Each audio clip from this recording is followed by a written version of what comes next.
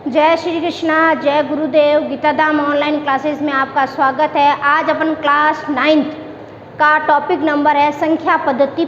दूसरा, पहली है आपकी वैदिक गणित और दूसरा है आपका संख्या पद्धति। देखिए संख्या पद्धति क्या होती है, इसके अंदर क्या क्या टॉपिक है, कैसे आपको पढ़ना है। तो ये जो संख्या पद्धति है वो आपकी 6ठी से लेकर 8वीं तक जो हमने नॉर्मल चीज़ें पढ़ी है उन्हीं को लेके एक अच्छा खासा टॉपिक तैयार किया गया है। कुछ नया इसमें अपन सीखेंगे। तो देखिए नाम है संख्या पद्धति।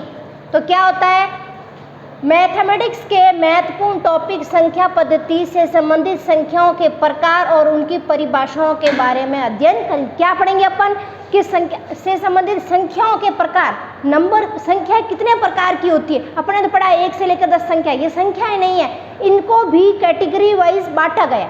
तो क्या करें, संख्याओं के प्रकार और उनकी परिभाषाओं के बारे में पढ़ेंगे। अब संख्याओं के प्रकार, संख्याओं को कितने भागों में बांटा गया है। तो देखिए संख्याओं के प्रकार में हम पढ़ेंगे प्राकृतिक संख्या। क्या? प्राकृत संख्या, पूर्ण संख्या, पूर्णांक संख्याएं, परिमेय संख्या, अपरिमेय संख्या, वास्तविक संख्या, काल्पनिक संख्या, अभाज्य संख्या, भाज्य संख्या, सअभाज्य, सम संख्या, विषम संख्या, सभी के बारे में पूर्ण जानकारी हमें मिलेगी। इसके ये सारी संख्याओं के क्या है, प्रकार। तो सबसे पहली कौन सी है, प्राकृत संख्या। तो देखिए यह है आपकी प्राकृत संख्या।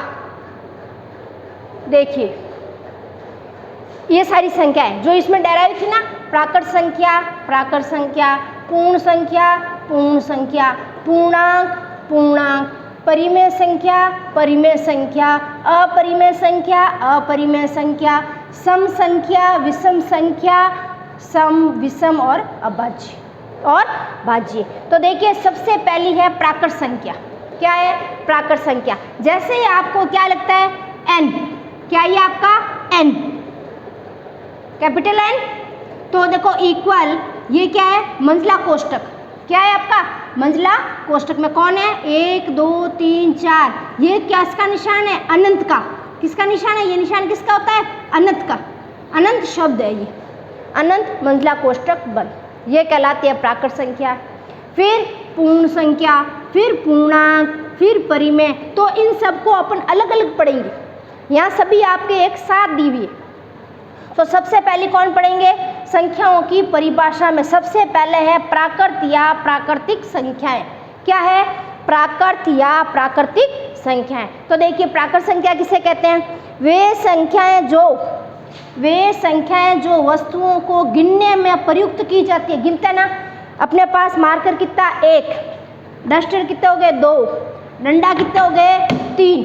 तो गिनने में क्या काम है, 0 हम गिनते नहीं है कभी भी।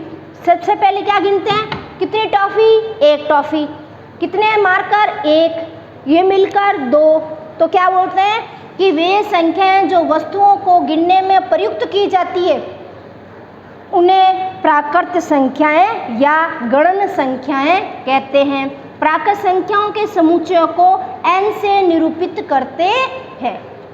किससे निरूपित करते हैं, n से। तो प्राकृत संख्याओं के समुच्चय को n से निरूपित करोगे और प्राकृत या प्राकृतिक संख्या को क्या लिखोगे, 1 2 3 4 और अनंत तक, जिनको हम गिनने में काम लेते हैं वो क्या कहलाती है, प्राकृत संख्या है। तो आपका देखिए दूसरी संख्या है, देखिए पूर्ण संख्या। दूसरी कौन सी है, पूर्ण संख्याएं।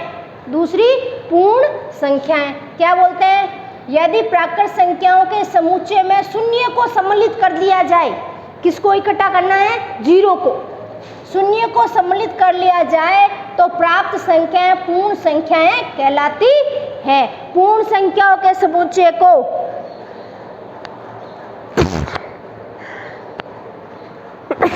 सॉरी देखिए पूर्ण संख्याओं के समुच्चय को W से निरूपित करते हैं। किससे करते हैं, W से, मतलब होल, पूर्ण यानी होल नंबर। होल नंबर में देखो W लिखेंगे पूर्ण संख्या में। और प्राकृत संख्या में हमने क्या लिखा था, प्राकृत संख्या में हमने लिखा था, देखिए प्राकृत संख्या में क्या लिखा था, 1, और पूर्ण संख्या में क्या इकट्ठा कर लिया, 0। पूर्ण संख्या में क्या इकट्ठा कर लिया? 0। 1 2 3 4 अनंत तक तो प्राकृत चल रही थी और प्राकृत में हमने किसको इंक्लूड किया? 0 को। तो क्या बन गई? 0 से लेकर अनंत। कौन सी संख्या? पूर्ण संख्या है।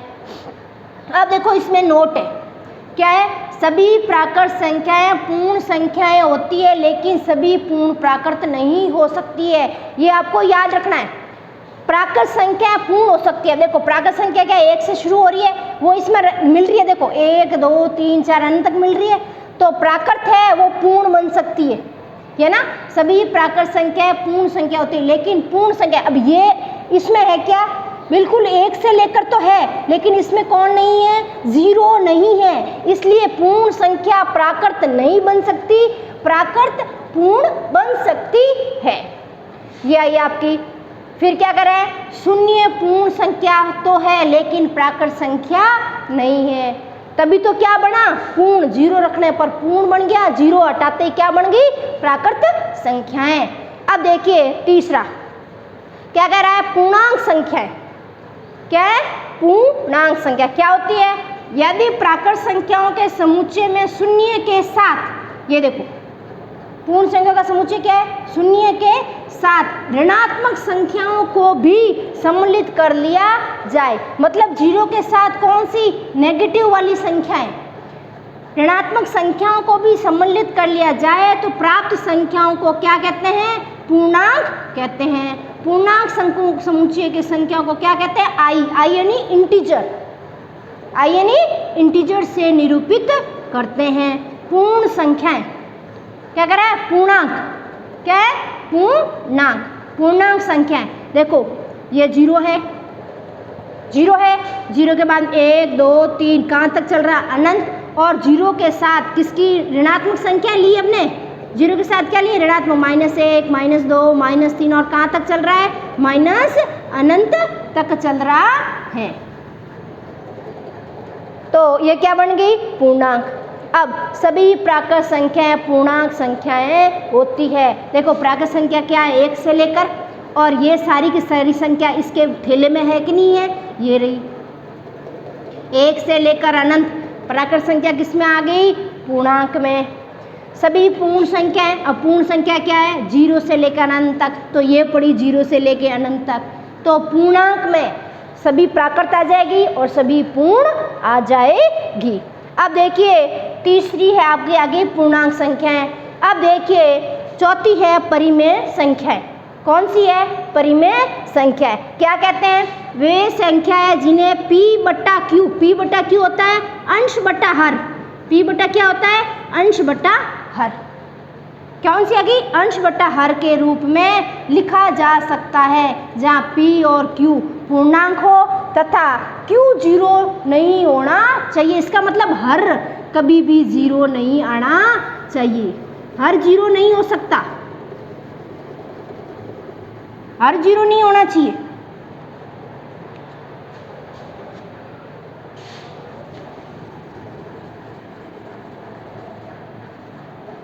हर 0 नहीं आना चाहिए, q 0 नहीं होना चाहिए। q नॉट इक्वल टू 0 ऐसी संख्याओं को क्या कहते हैं? परिमेय संख्याएं। परिमेय संख्याओं को 8 से निरूपित करते हैं। किससे? वास्तविक नंबर 8 से निरूपित करते हैं।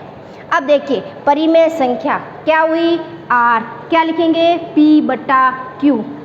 p और q पूर्णांक है और q 0 नहीं होना। जैसे परिमेय संख्याओं के कुछ उदाहरण क्या लिखा है? 5 बट्टा 1 क्या हुई? p बट्टा q। 3 बट्टा 2 क्या हुई? p बट्टा q। ये आ रही है 1.53। क्या आ रहा है? 1.53। जैसे ही इसका दशमलव हटाएंगे नीचे क्या लिख जाएगा? 00। तो क्या बन गई? p बट्टा q। 22 बट्टा 7 p बट्टा q। 0 बट्टा 1 p बट्टा 0 ऊपर आ सकता है लेकिन नीचे नहीं आना चाहिए। -2 बट्टा 5 भी क्या है? परिमेय संख्या। 2 दशमलव डैश डैश डैश ये भी क्या है? p बट्टा q संख्याएं हैं। तो ये संख्याएं क्या कहलाई? परिमेय संख्याएं। ऐसी संख्याएं जिन्हें हम p बट्टा q रूप में लिख सकते हैं। सभी पूर्णांक संख्याएं चाहे वे धनात्मक पूर्णांक हो या ऋणात्मक पूर्णांक हो या शून्य हो क्या कहलाती है? परिमेय संख्याएं कहलाती है, क्योंकि उनको हम लिखेंगे, इनको देखिए क्या लिख सकते हैं? 3/1, 2/1, 1/1, 0/1, 1/1, 2/1, 3। पी बटा क्यू हुई कि नहीं हुई? अंश बटा हर हुई, अंश बटा हर हुई। तो इनको अपन क्या लिख सकते हैं? परिमेय संख्याएं। अब देखिए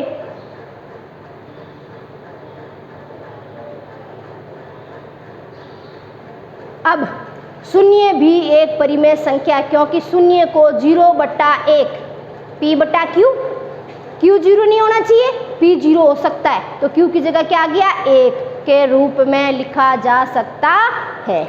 अब आ रहा अपना चौथा है अपरिमेय, पांचवा अपरिमेय संख्याएं। क्या है आपकी? अपरिमेय संख्याएं। देखिए अपरिमेय संख्याएं ऐसी संख्या है जिन्हें p बटा q रूप में नहीं लिखा जा सकता, उन्हें क्या कहते हैं? अपरिमेय संख्याएं कहते हैं।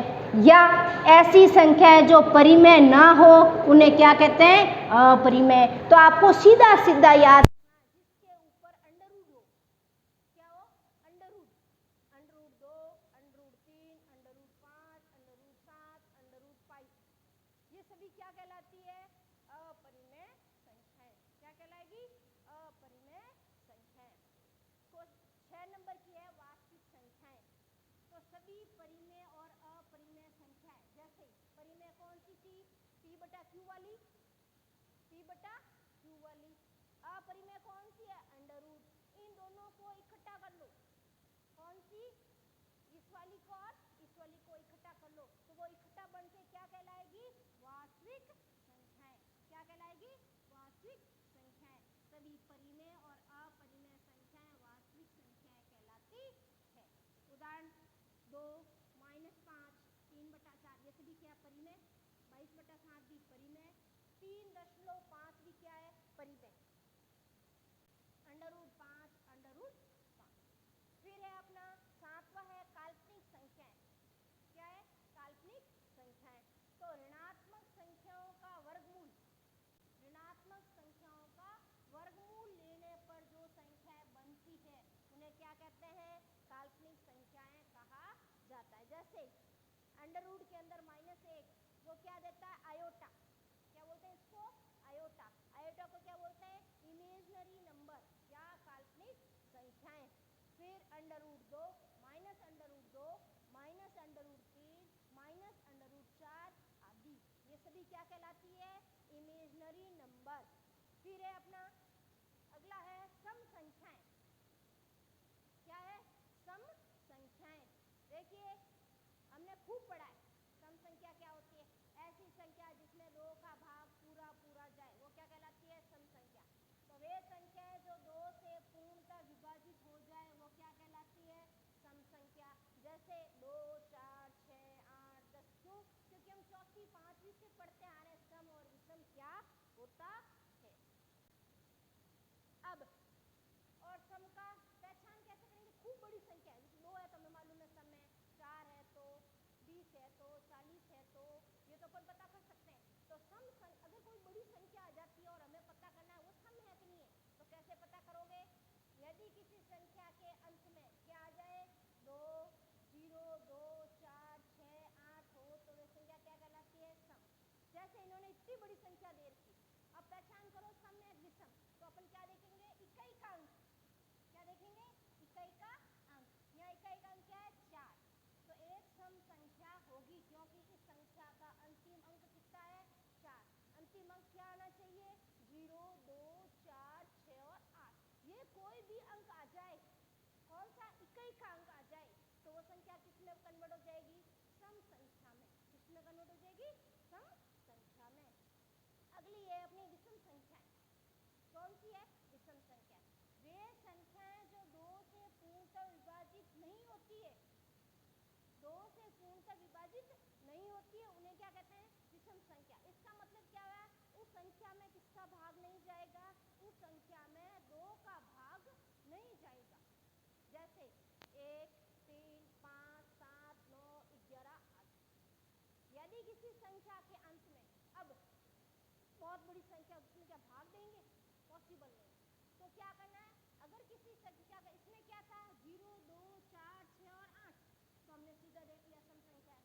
अगर इकाई में अंक 1, 3, 5, 7 और 9 हो जाए लास्ट में, इकाई का अंक क्या आना चाहिए 1, 3, 5, 7 और 9 हो जाए, तो वो कौन सी बन जाएगी विषम संख्या। तो इसका अंतिम अक्षर क्या है 7, अंतिम अंक क्या है 7, तो ये कौन सी बन गई विषम संख्या। और अगली है अपनी अभाज्य संख्याएं। अभाज्य मतलब जिसके भाग नहीं किए जा सके, ऐसा अंक जिसको अपन तोड़ नहीं सकते, तो क्या कहता है या रूढ़ संख्याएं। अभाज्य संख्या को क्या कहोगे रूढ़ संख्याएं, नया नाम आया है रूढ़। रूढ़ संख्याएं वे संख्याएं जिनमें स्वयं और केवल एक के अलावा किसी अन्य संख्या से भाग नहीं दिया जा सकता। इसका मतलब क्या है, सिर्फ उसमें अपन एक का भाग दे सकते हैं, 2 का भी नहीं दे सकते, 3 का, किसका स्वयं और एक के अलावा। 2 है तो 2 का ही दोगे और 1 का दोगे, 3 है तो उसका 3 में ही जाना चाहिए और 1 से जाना चाहिए, 4 है तो 4 में किसका 2 का भी जा रहा है, 4 का भी जा रहा है, 1 का भी जा रहा है, नहीं वो संख्या फिर रूढ़ संख्या नहीं होगी। तो रूढ़ संख्या कौन सी होगी जिसमें सिर्फ खुद का जाए और 1 का भाग जाए। जैसे 2 है, 2 का 2 में जा रहा है और 1 में, 3 का 3 में और 1 में, फिर आ रहा 5, 5 का भी सिर्फ 5 में और 1 में। अगर यहाँ 6 आता तो 6 में किसका जाएगा 2 का, 3 का और 6 का और 1 का खुद का। तो रूढ़ संख्या वही कहलाएगी जिसमें सिर्फ खुद का और अंक 1 का भाग जाए। लेकिन और रूढ़ संख्या कौन सी नहीं होगी जिसमें सिर्फ खुद का अदर किसी का भाग जाना चाहिए। फिर है आपकी भाज्य संख्याएं, जिसको मतलब टुकड़े कर सकते हैं, वो क्या कहलाती है भाज्य संख्याएं या यौगिक संख्याएं। वे संख्या जिसमें स्वयं और एक के अलावा किसी अन्य का भाग जाए। जैसे मैंने अभी बताया था 4, 4 में क्या कहा था 2 का भी भाग जा रहा है, 4 का भी जा रहा है, 1 का भी जा रहा है। तो देखो 4, 6 में 2 का जा रहा है, 3 का जा रहा है और 6 का जा रहा है। 8 में 2 का, 4 का और 8 का। 9 में 3 का और 9 का। तो ये सभी संख्या क्या कहलाती है भाज्य। भाज्य यानी जिसके अंदर 2 या 3 अंक का भाग जाए। फिर होती है सअभाज्य संख्या। क्या कह रहा है सअभाज्य संख्या क्या होती है, संख्याओं का वह युग्म, मतलब इसमें कितनी संख्या होगी 2, कितनी संख्या होगी सअभाज्य में 2, संख्याओं का वह युग्म जिसमें कोई भी उभयनिष्ठ गुणनखंड ना हो अथवा जिनका महत्तम समापवर्तक हो, उन्हें सअभाज्य संख्याएं कहते हैं। जैसे 3 और 5, क्या है 3 और 5, जैसे 3 और 5 में देखो 3 3 में भाग जाएगा, 5 का 5 में जाएगा, ऐसा कोई पावड़ा नहीं है जो इन दोनों में जाए। ना तो 3 में 2 का देखो ना तो 3 में जा रहा है ना 5 में, 3 का 3 में जाएगा 5 में नहीं जाएगा। तो क्या कहलाता है वो संख्या कह रहा है जिनका कोई भी उभयनिष्ठ गुणनखंड न हो। गुणनखंड कर लो 3 और 5 के अभाज्य गुणनखंड कर लो, 3 का क्या लिखोगे 1 इंटू 3, 5 का क्या लिखोगे 1 इंटू 5, तो अभाज्य गुणनखंड कोई कॉमन नहीं आए, तो वो क्या कहलाती है सअभाज्य संख्या है। 4 और 9, 5 और 7, 17 और 19 और 8। और इसमें क्या होगा जोड़ा होगा, जुड़वा अभाज्य संख्या। क्या कह रहा है जुड़वा अभाज्य संख्या या युग्म अभाज्य, ऐसी अभाज्य संख्या जिनके बीच का अंतर 2 हो। क्या हो अंतर 2 हो, उन्हें युग्म को क्या कहते हैं अभाज्य संख्या। सेम का सेम 5, 3 और 5 में अंक का अंतर कितना 2, 5 और 7 में 2, 17 और 19 में भी कितना है 2। ये क्या कहलाती है जुड़वा अभाज्य संख्याएं। ये है आपका आज की संख्याएं के प्रकार। आप सभी इसको